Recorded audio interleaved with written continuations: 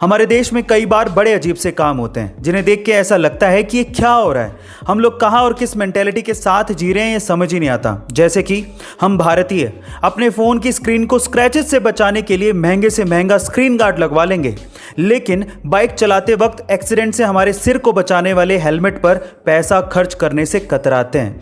हम या तो हेलमेट खरीदते ही नहीं, और अगर खरीदेंगे तो सस्ते से सस्ता, ताकि चालान से बच सकें।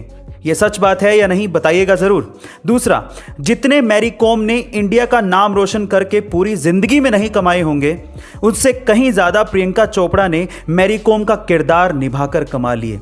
तभी तो मैं कहता हूँ कि ये क्या हो रहा है। गाइस, आपका इसके बारे में क्या कहना है कमेंट सेक्शन में ज़रूर लिखिएगा, और ऐसे अमेजिंग वीडियोस के लिए शेयर, सब्सक्राइब एंड लाइक। मिलता है अगली वीडियो में। जापान एक ऐसा देश जो टेक्नोलॉजी के इनोवेशंस में तो बेहद आगे है ही, साथ ही साथ इस टेक्नोलॉजी को डेली लाइफ में और आफ्टर लाइफ भी यूज़ करने में बहुत आगे है। कैसे? एक और एग्जाम्पल देखिए।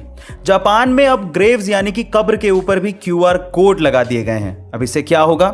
जब भी आप किसी कब्र के ऊपर छपे QR कोड को अपने मोबाइल से स्कैन करेंगे तो आपको मरने वाले की पिक्चर, उसकी इंफॉर्मेशन और उसकी एक ब्रीफ बायोग्राफी पढ़ने को मिल जाएगी। कमाल की है ना ये टेक्नोलॉजी। गाइस, जापान का टेक्नोलॉजी के इनोवेशन में और उसके इस्तेमाल में कोई भी सानी नहीं है। आपका इसके बारे में क्या ख्याल है कमेंट सेक्शन में ज़रूर लिखिएगा, और ऐसे अमेजिंग वीडियोस के लिए शेयर, सब्सक्राइब एंड लाइक। मिलता है अगली वीडियो में। 1936 के हॉकी ओलंपिक फाइनल में जब भारत और जर्मनी की टीमें आमने सामने थीं, तो इस मैच को देखने के लिए जर्मनी का तानाशाह हिटलर भी मौजूद था।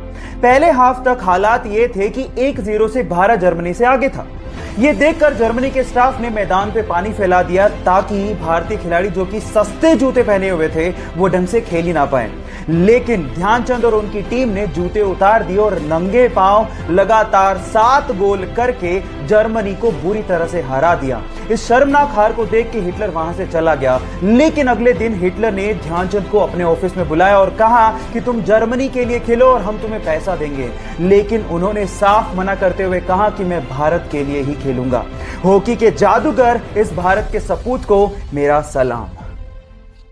किसी भी स्टेज पर या फिर किसी के सामने आपका कॉन्फिडेंट दिखना बेहद जरूरी है। तो चलो आज इस वीडियो में मैं आप लोगों को बॉडी लैंग्वेज के कुछ फैक्ट्स बताता हूं। सबसे पहले तो जब पुरुष अनकंफर्टेबल फील करता है तो वो अपने चेहरे को छूने लगता है, जबकि महिलाएं जब अनकंफर्टेबल फील करती हैं तो वो अपने गले को या फिर कपड़ों को या फिर ज्वेलरी को या फिर बालों को या हाथों को छूने लगती हैं। ऐसी सिचुएशन में अगर आप अपने आप को ठीक करना चाहते हैं तो क्या करें?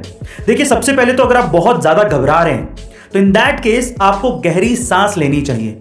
लंबी गहरी सांस आपकी घबराहट को दूर कर देगी।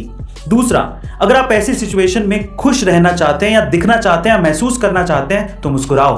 भले ही आप दुखी हो फिर भी मुस्कुराओ। ऐसा करने से आपका शरीर हंसी को पहचान लेगा और आपको खुश करने की ट्राई करेगा। ट्राई जरूर करिएगा। ऐसी अमेजिंग वीडियोस के लिए शेयर, सब्सक्राइब एंड लाइक। मिलता है अगली वीडियो में।